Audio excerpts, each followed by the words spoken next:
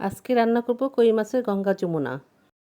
প্রথমে পরিষ্কার করা কই মাছের ভিতরে হলুদ, লবণ, মরিচ দিয়ে ভালো করে মেখে ফ্রাই প্যানে তেল দিয়ে হালকা করে আমি ভেজে তুলে নেব। মাছ ভাজা হয়ে গিয়েছে। অন্য একটি পাত্রে তেল দিয়ে এর ভিতরে 2টা শুকনো মরিচ, একটি তেজপাতা ফোড়ন দিয়ে এর ভিতরে পেঁয়াজ বাটা দিয়ে দিব এবং 1 চামচ আদা বাটা, 1 চামচ রসুন বাটা দিয়ে নাড়াচাড়া করে 1 কাপ পরিমাণ পানি দিব। পানি দিয়ে এর ভিতরে 1 চামচ হলুদের গুঁড়া, 1 চামচ মরিচের গুঁড়া, 1/2 চামচ ধনিয়ার গুঁড়া, 1/2 চামচ জিরার গুঁড়া, স্বাদ মতো লবণ দিয়ে নাড়াচাড়া করে এর ভিতরে আরও 1/2 কাপ পরিমাণ পানি দিয়ে আমি মশলাটা ভালো করে কষিয়ে নেব। মশলা কষানো হয়ে গিয়েছে। এখন এর ভিতরে আবার ঝোলের জন্য 1 কাপ পরিমাণ পানি দিব। পানি দিয়ে ভাজা মাছটা আমি এক সাইড রান্না করে নেব। এক সাইড মাছ রান্না হয়ে গিয়েছে।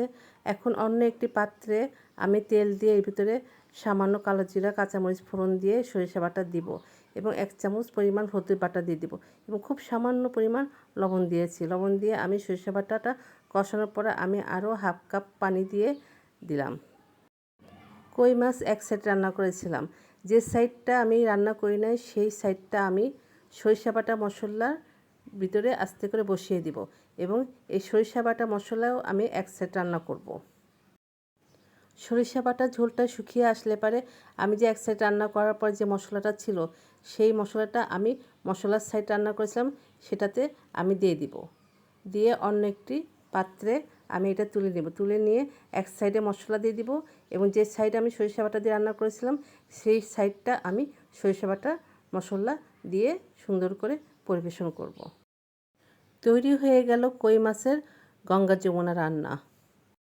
কই মাছের এই গঙ্গা যমুনা রান্নাটা খেতে অসাধারণ লাগে। এক সাইডে মশলাদার মাছের ফ্লেভার পাওয়া যায় এবং অন্য সাইডে সরিষা বাটা মাছের ফ্লেভার পাওয়া যায়।